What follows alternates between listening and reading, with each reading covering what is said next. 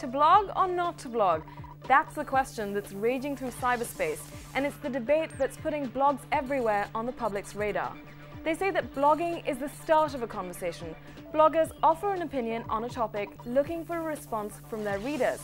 People are using blogs to have their voices heard, and the fact that even mainstream news organizations are picking them up is proof that blogs are a force that can no longer be ignored.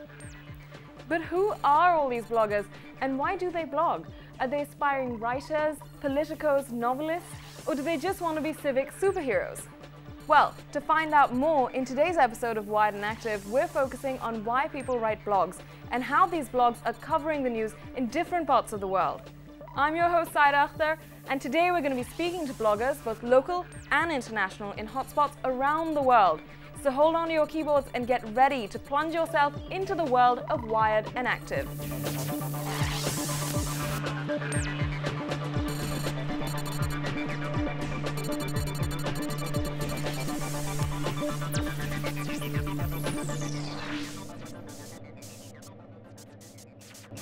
A lot of things have made the news on Pakistani political blogs, so we're going to kick off with some keyboard politics. The blog Pak Spectator has a post by Muskan Hina titled Exam Answer Sheets as Roti Wrappers, in which the blogger writes about the controversy surrounding Balochistan's intermediate and secondary education. Recently, bread makers on Jan Muhammad Road were selling roti wrapped in the answer sheets of FA exams conducted by the BISE in May 2009. The official policy of the BISE is to preserve such sheets for a minimum of at least 2 years, but it was discovered that many professors end up counting the marks and then selling the answer sheets to a recycling business.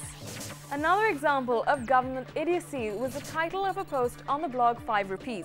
The author laughs at certain happenings in the recent past, like the minute of silence observed by the Sindh Assembly to honor Michael Jackson's passing away.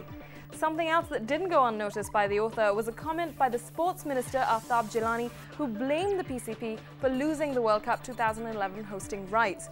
He goes on to say that the minister is probably fearful that he'll be blamed for this loss and is trying to deflect responsibility in the direction of the PCB, and that Jilani may have forgotten the Sri Lankan team attack, but the cricketing world certainly hasn't.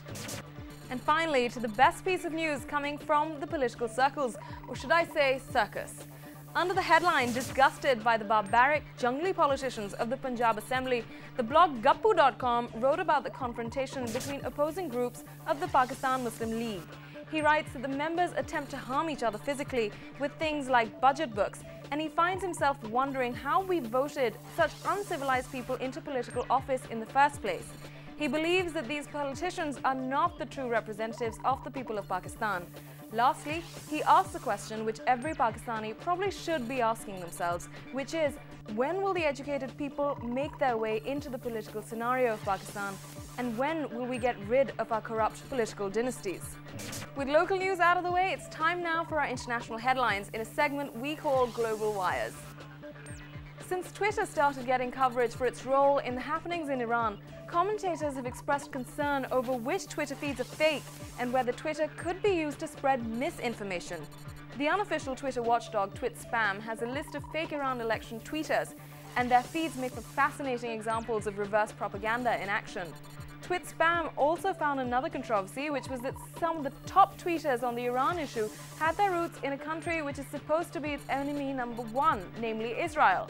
The wife of the new head of MI6 has caused a major security breach and left his family exposed after publishing photographs and personal details on Facebook. Sir John Soares is due to take over as chief of the Secret Intelligence Service in November, putting him in charge of all of Britain's spying operations abroad. But entries by his wife Shelley on the social networking site have exposed potentially compromising details about where they live and work, their friends' identities, and where they spend their holidays. On the day her husband was appointed, she congratulated him on the site using his codename C. Finally, on to some news coming in from Africa. Online scams targeting the financial sector are on the rise in Africa as more people gain access to online and mobile banking services. Phishing attacks are mainly occurring in South Africa because it's the only sub-Saharan country with a developed online banking service, while mobile money theft is common in other parts of Africa where internet penetration is still low. As a result of the increase, South Africa's Absa Bank, the largest in sub-Saharan Africa, announced Tuesday that its internet banking customers should download security software to curb cybersecurity attacks. The bank has been a target of major scams recently and incurred gargantuan losses as a result. It's time to take a quick break now, but coming up on the other side, we speak to people who will probably tell you a lot of things you don't know about the Pakistani blogosphere. So stay tuned.